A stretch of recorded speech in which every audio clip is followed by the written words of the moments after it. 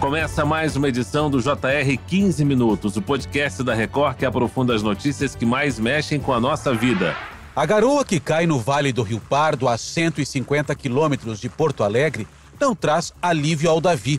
A qualidade da safra de milho está comprometida porque faltou chuva durante as fases do desenvolvimento das plantas. Um problema que tem afetado fortemente o Brasil, a estiagem. A seca tem castigado as lavouras e causando prejuízos milionários. No Rio Grande do Sul, por exemplo, só nos últimos 4 anos, as perdas na produção já ultrapassam 100 bilhões de reais. Atualmente, mais da metade das cidades gaúchas estão em situação de emergência. E quando falamos de agropecuária, falamos em um dos setores mais importantes para a economia nacional. Além do Sul, outras regiões estão sendo impactadas pela estiagem. O que pode ser feito para minimizar esses efeitos no curto e no longo prazos? E quais políticas públicas podem auxiliar o setor? Para nos ajudar a responder as questões, convidamos a professora de Economia da PUC, Cristina Heleno de Mello. Seja bem-vinda, professora. Obrigada. Prazer estar aqui com vocês.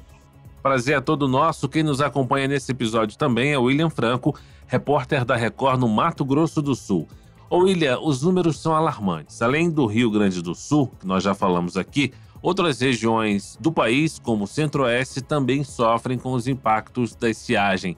Como é que está a situação por aí? Oi, Fara. Oi, professora Cristina, tudo bem? Olha, a estiagem não tem afetado apenas o Rio Grande do Sul.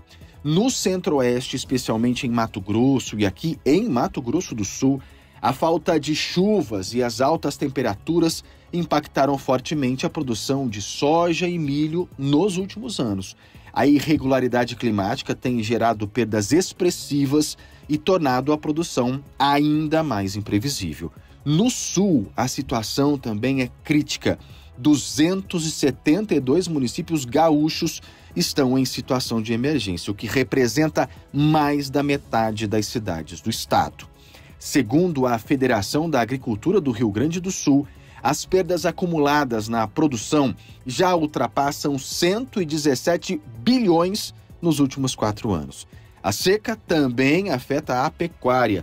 Sem chuva, a qualidade das pastagens cai e, como consequência, a produção de leite é afetada, pressionando toda a cadeia produtiva. E aí, nesse contexto, eu já começo perguntando, professora Cristina, com a estiagem castigando várias regiões produtoras do país, o impacto vai além das lavouras e afeta toda a cadeia do agronegócio, por exemplo? Bom, afeta não só a cadeia econômica, como afeta também a condição de vida da população, né? O custo de vida, acesso a alimentos e mantimentos, afeta a nossa balança comercial, a nossa relação com o exterior e até a popularidade do governo.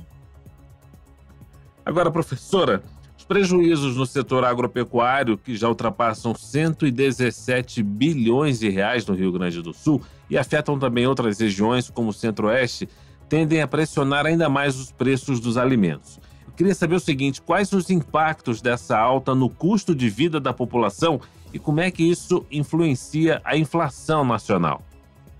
Bom, nós temos variações climáticas muito significativas. A gente vem de estiagem para chuvas intensas, que vem destruindo lavouras, vem comprometendo muito a capacidade de produção e de entrega de proteína animal, também com preços acessíveis. O custo de vida aumentou significativamente, isso fez com que os brasileiros tenham que fazer opções, em alguns casos, em que é possível fazer substituição por trocas de mantimentos e alguns entram numa condição de restrição de acesso à alimentação, de segurança alimentar. Então, é uma situação bastante dramática que vem atingindo diferentes regiões do país, e, em especial o Rio Grande do Sul, que é um grande produtor nacional de grãos importantes e de proteína animal. A estiagem reduz a produtividade no campo e gera incertezas para produtores, investidores e exportadores.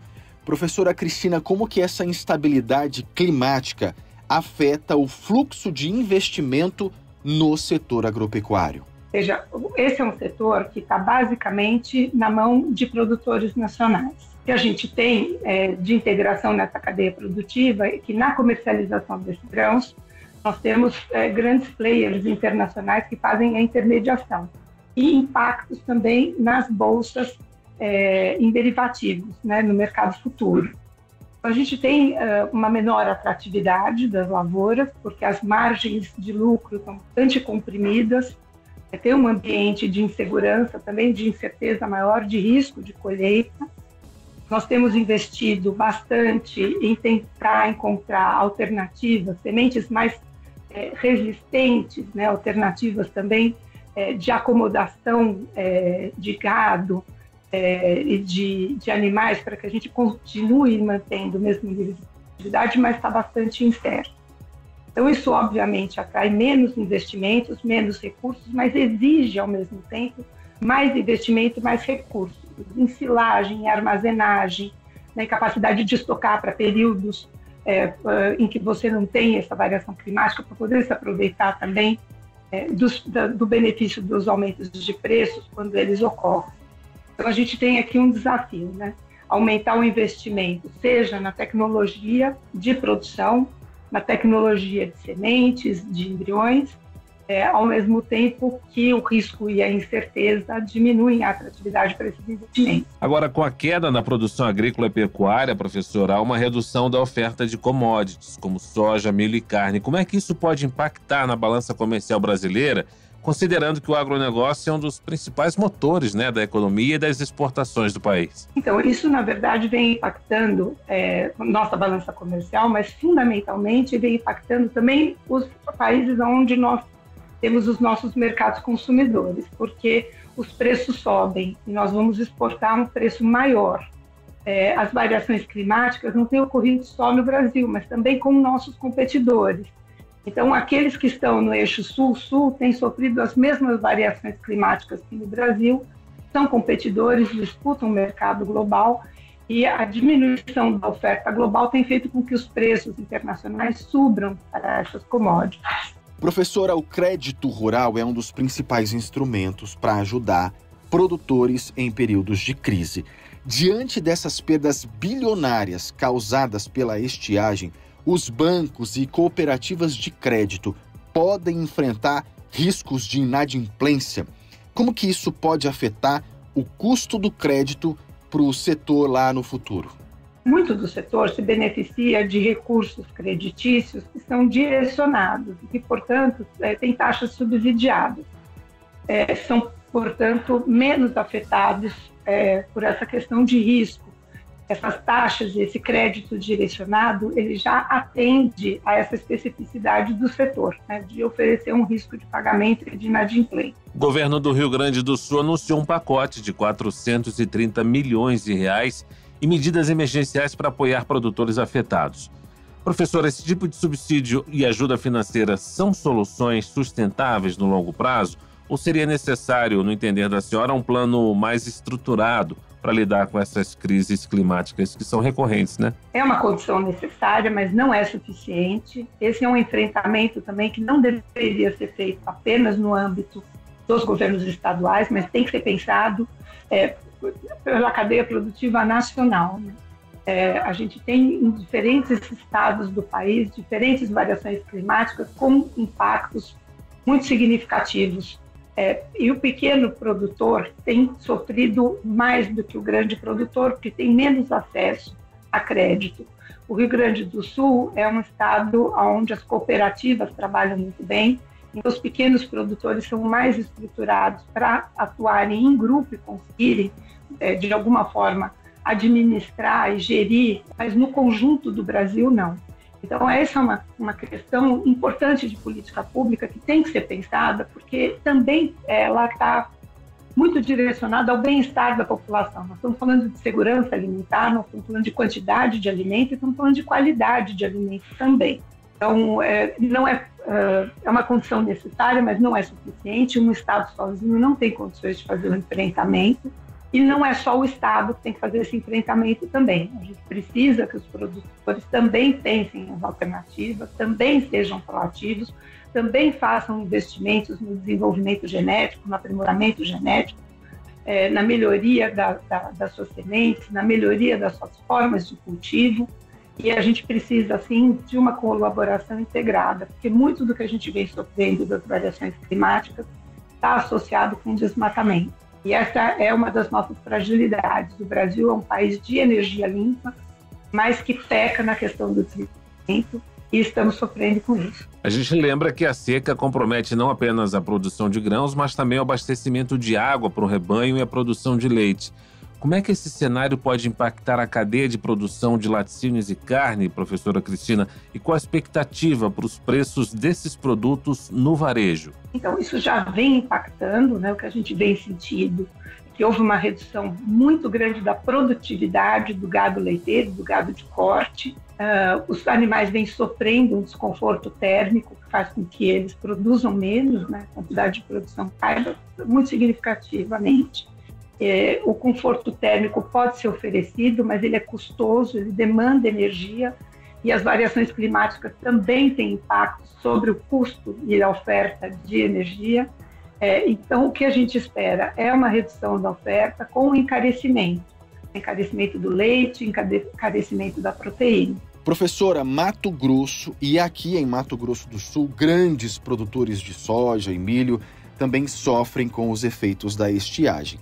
Se a quebra de safra se intensificar nessas regiões, quais as possíveis consequências para o mercado de commodities e o abastecimento interno e externo? Bom, aí a gente tem vários desdobramentos, né?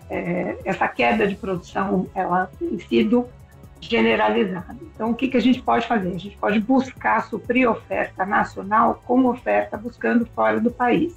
O problema é que essas variações climáticas vêm castigando todas as nacionalidades, elas não discriminam. Então, quais são os desdobramentos que a gente imagina, né?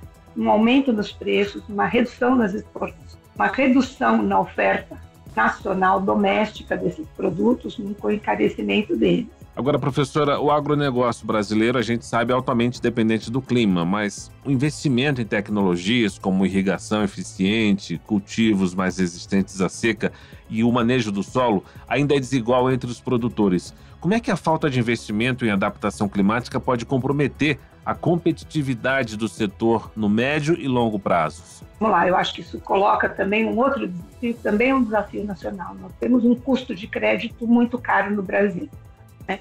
E muito relacionado com a nossa taxa básica de juros, que é bastante elevada se comparado internacionalmente.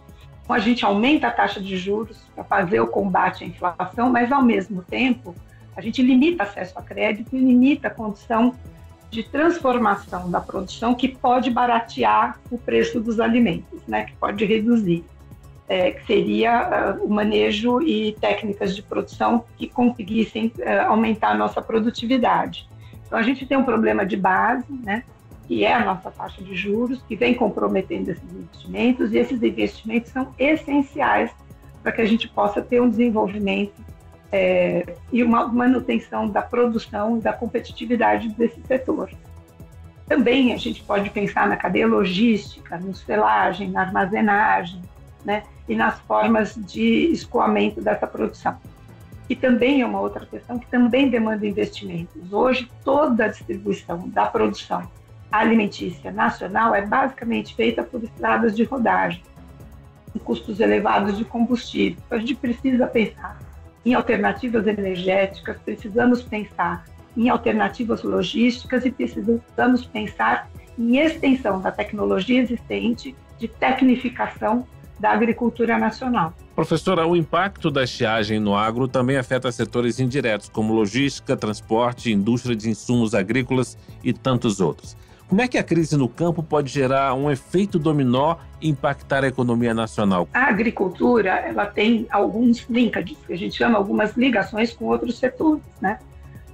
Mais fracos, né? As maiores interações estão no âmbito da indústria, mas você tem uma agricultura para a indústria e uma indústria da agricultura. E tem serviços para a agricultura também, né? Então, todos esses setores, a matriz intersetorial, ela vai sofrer com o impacto da agricultura. Vai haver menos produto da agricultura destinado à indústria para poder ser processado e transformado, para poder ser comercializado. Ela demanda também menos equipamentos, máquinas, por conta do seu resultado, da sua capacidade de investimento, né? Então, a gente vai sentir na cadeia produtiva uma diminuição também da produção industrial e também da produção na área de serviços. Termina agora a edição 1139 do podcast JR 15 Minutos. Eu agradeço a participação da professora de Economia da PUC, Cristina Helena de Mello. Obrigado, professora. Eu que agradeço, um prazer estar com você. Agradeço também a participação do repórter da Record no Mato Grosso do Sul, William Franco. Valeu, William. Eu que agradeço, Fara, e estamos por aqui sempre à disposição. Um abraço. Esse podcast contou com a produção de David Bezerra e das estagiárias Amanda Fuzito, Isabela Santos e Yasmin Logrado. Sonoplastia de Diego Marcondes. Coordenação de conteúdo, Deni Almeida. Direção editorial, Tiago Contreira. Vice-presidente de jornalismo, Antônio Guerreiro. JR 15 Minutos é exibido no portal r7.com, também nas redes sociais do Jornal da Record e nas principais plataformas de streaming. Até o próximo episódio.